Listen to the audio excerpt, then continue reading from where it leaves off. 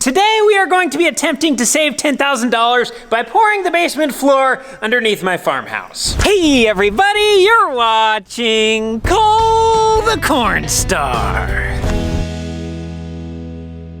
Good morning. Here on the farm today, we are going to be working on house construction. We got some rain last night, so it's kind of gooey working out in the mud, so we're gonna try to do some dry jobs first. For our construction stuff for today, we are primarily going to be working on concrete preparation. Inside of the basement, we have all of our radiant heated floor lines laid down. We also have all of our rebar laid down. However, we do not have our spacers underneath of the rebar to hold it up off of the floor. We also do not have a temporary working platform and ladder over here yet, so that way we can remove this other ladder. And over here, we are going to be turning this outside part into a suspended concrete floor, and we also don't have that done yet. So those are going to be the things that we're working on today. We are going to get started by cutting some rebar.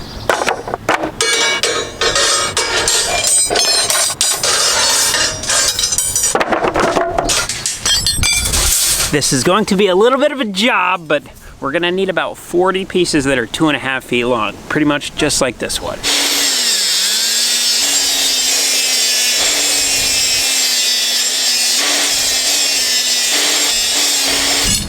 There we go, we got them all cut up. So here's what we are going to be doing. We have all of our 2.5 foot pieces of rebar, and we have holes drilled every 12 inches into our concrete wall. We are simply going to be taking these pieces of rebar, and we're gonna be shoving them all the way into the holes. And I think it's pretty safe to say that this is the hottest place on the farm right now.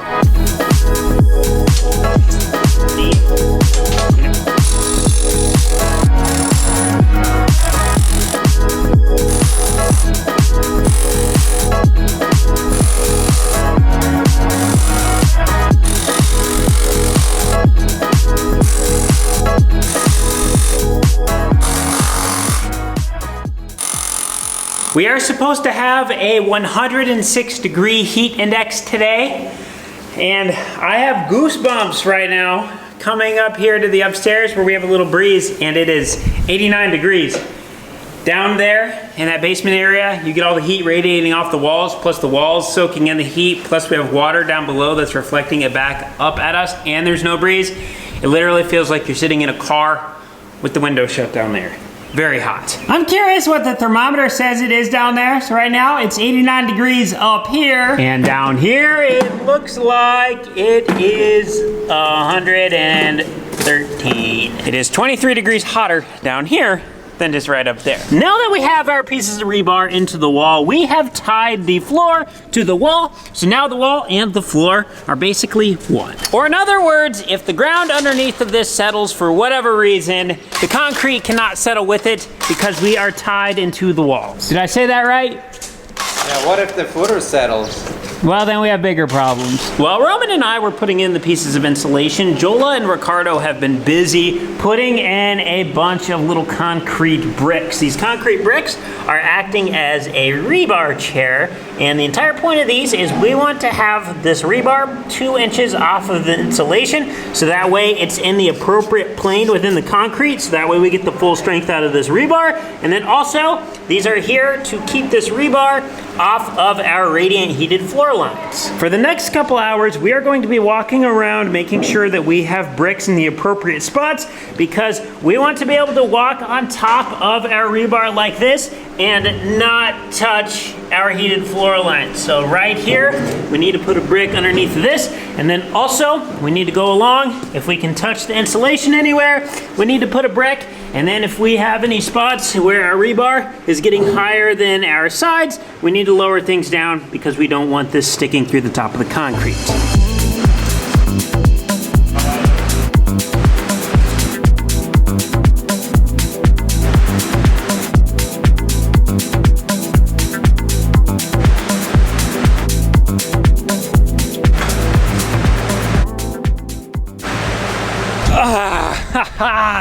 Air conditioning. And by the way, for our rebar chairs, we ended up using these concrete bricks. These were 65 cents a piece, and we could break them into 4s. So these were by far the cheapest rebar chairs that I could find, and they were also the best rebar chairs that I could find, because the nice thing about these is They don't tip over. All right, Jola, let's see what you got. You're strong. Ready? Go.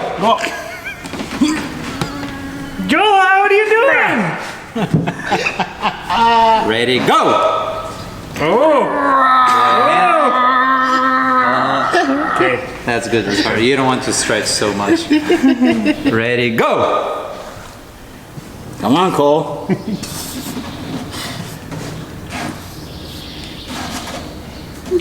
You can move your. Jola, slip. Like slip. Like.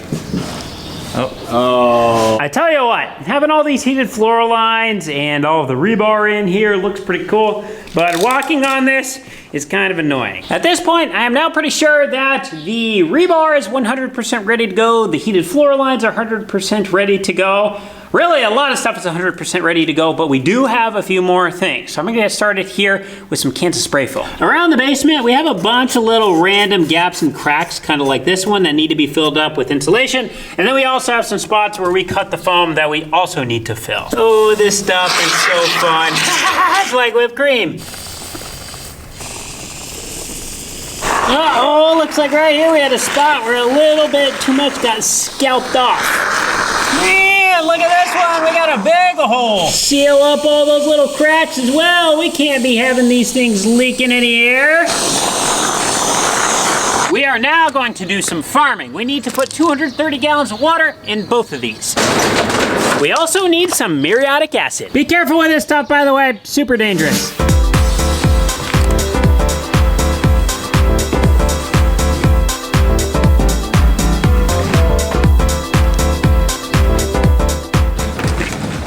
My hose fills the totes at about 10 gallons per minute. We got about 10 minutes left, so in the meantime, we're gonna do some packing.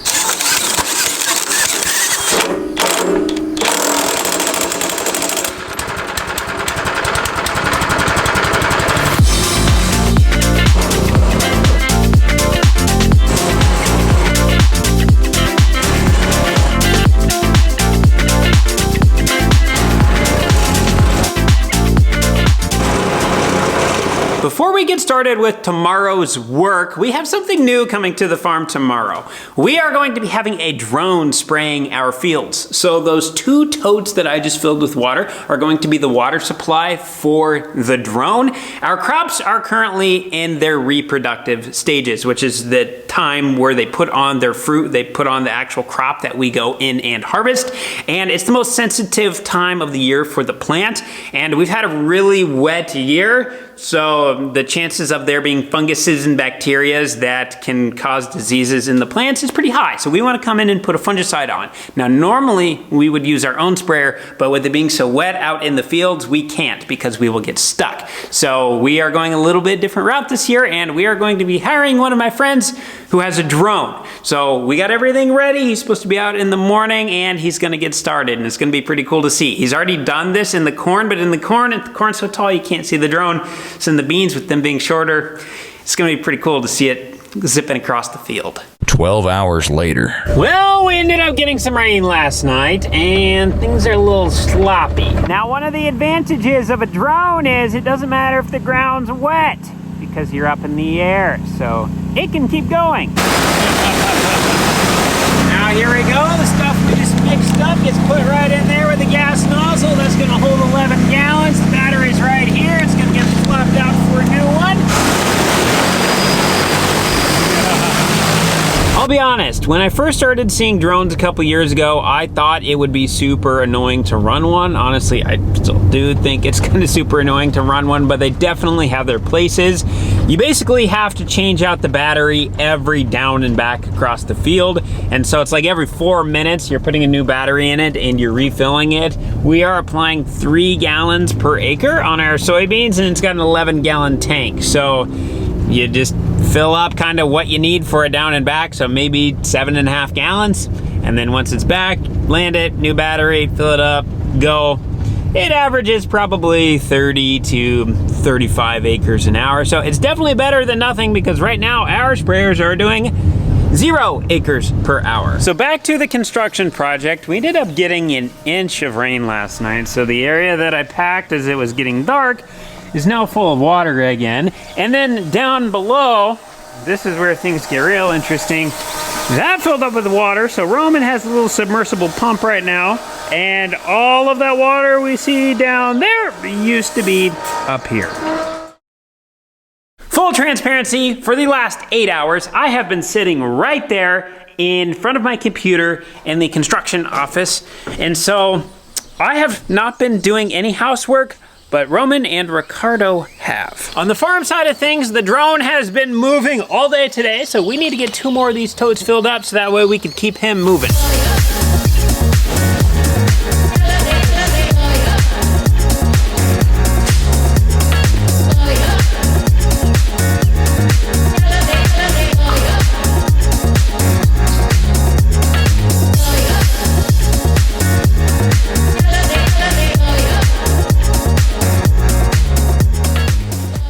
There we go, 160 acres more is ready. Concrete is supposed to be here at 9 a.m.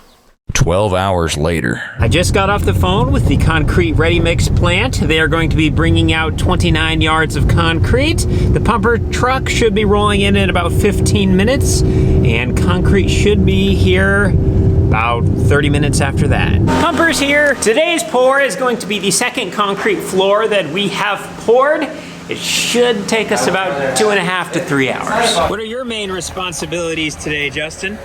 I don't know, nobody's told me yet. So these are the hoses that we're going to be running on the end of the pumper. Now traditionally you would just use these pumpers to pump to remote locations like what we did for these walls. We're going to be running this one a little different today. We're going to be putting these hoses at the end of it so that way we can run the hoses on the ground, so that way we can get to the back corner of the house. They make pumpers called a line pumper, which are basically just a trailer and then they just run a hose on the ground, but this one was $25 an hour more to do. And it's a whole lot less setup to get us over to the house because we can just put the boom out and then basically just drop it all the way down into the hole. Who's wearing the cologne? Me? You? Pretty Boy Presley. Oh yeah. You want to sniff? Good job, guys. Buonato. 5 for 5? I saw this boom pumping method we are going to be doing from watching a YouTube video. So he's going to lower his boom down inside of here in just a little bit, and then we will hook up that end of the hose to the boom, and then we'll hook up the other end of the hose to this big string of hose that we have on the ground, and then this big string of hose will allow us to be able to pump everything into the back corners of the basement. So we're gonna start over there, we're gonna work our way into this corner, we'll probably come into about here somewhere, and then we'll jump over to that back room, we'll get that, and then we'll finish up through here, and then our last pouring will be outside. Jola, have you ever poured concrete before? No. Concreto está aquí!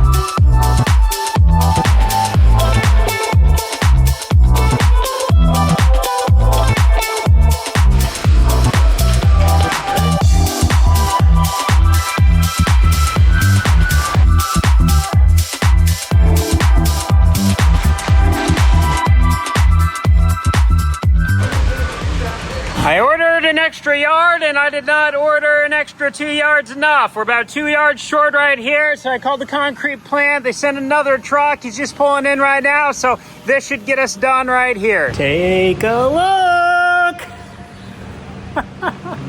That was definitely the hardest concrete pour we had to do. And oh man, we smoked that one. We may have just got done pouring over here, but this area has been sitting out in the sun for about 45 minutes to an hour now, and it's gonna start setting up here pretty quick. If I do my little finger touch, once we start to push and we sink in about 1/8 of an inch, it's gonna be about time. I'd say we probably have about 15 minutes left before we're gonna start finishing this.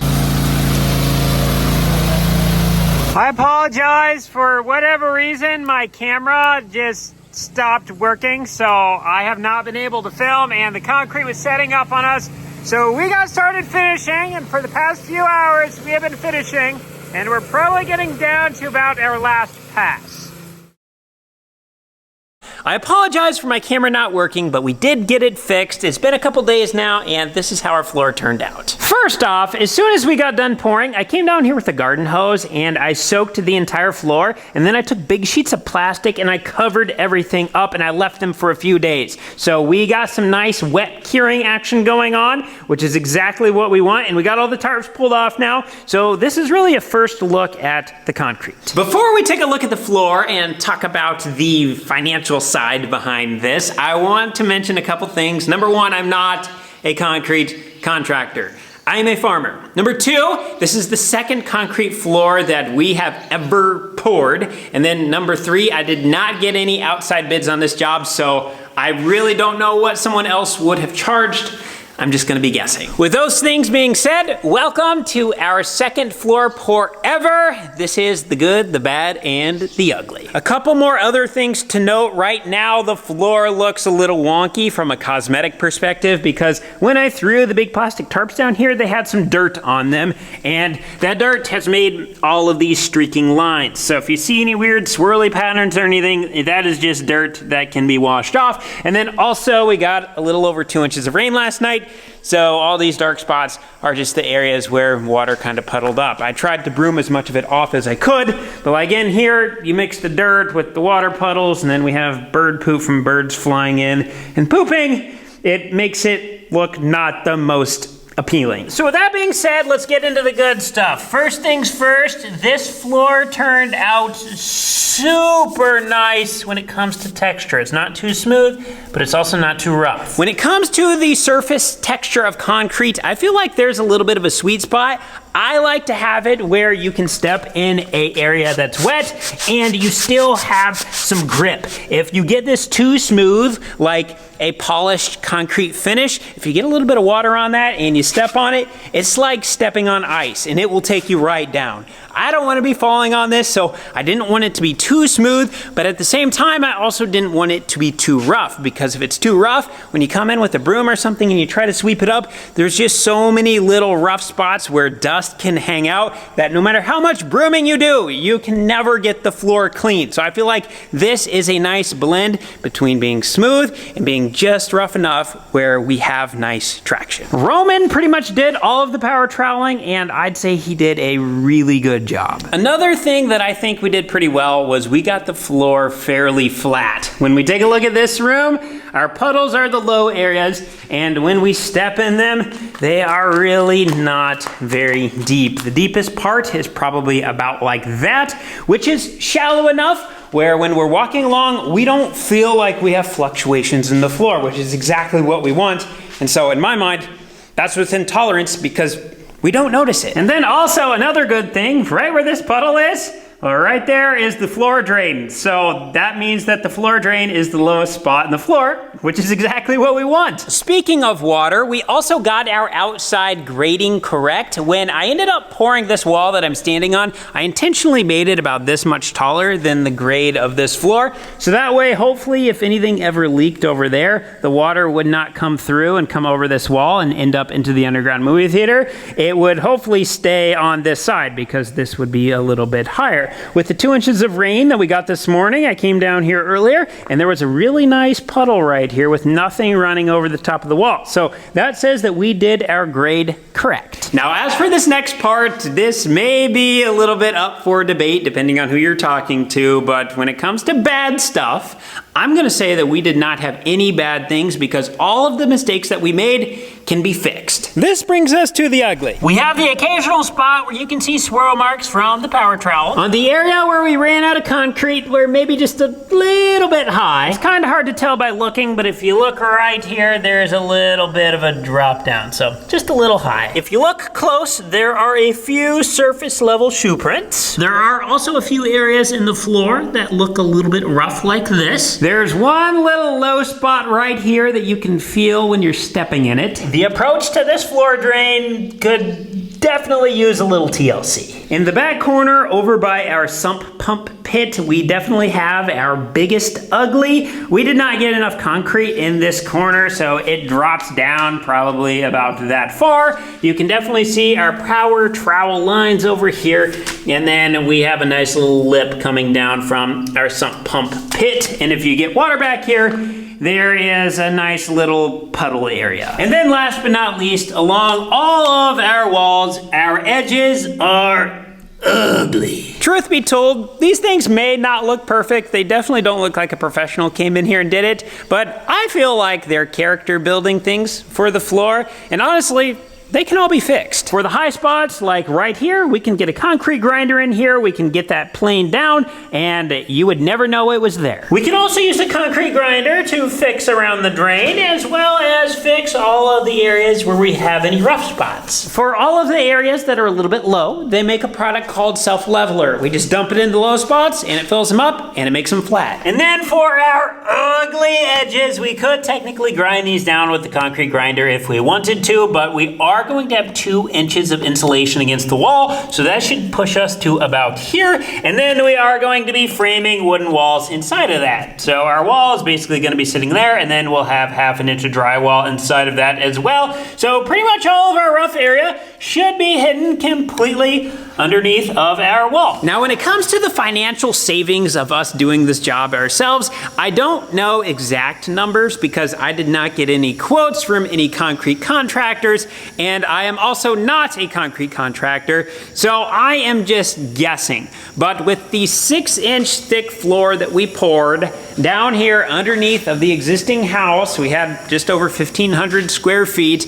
If I had to guess, I would say it would cost somewhere around $10 per square foot for the labor. So with just over 1,500 square feet, this would have been a $15,000 labor job. I don't know, $10 a square foot seems kind of steep. Let's go with 7, so $10,500 for the whole job. Now, I understand when you're hiring someone like a concrete professional to come in and do this work, you're not paying them for their time. You are paying them for their knowledge and for their skill set. But I want to put this into just a little bit of perspective. For the entire pour, cleanup, and finish, we had 54 man-hours in this job. If we would have charged $7 a square foot to come in and do this, we would have been making almost $200 an hour. So let's say I paid the whole crew $20 an hour for the 54 hours that they were here. I would have paid $1,080. So compared to the $10,500, that is almost a $9,500 savings. So I guess my question to you is, do you think that the blemishes that we have throughout the basement are worth a $9,500 savings? Because I think it was worth it.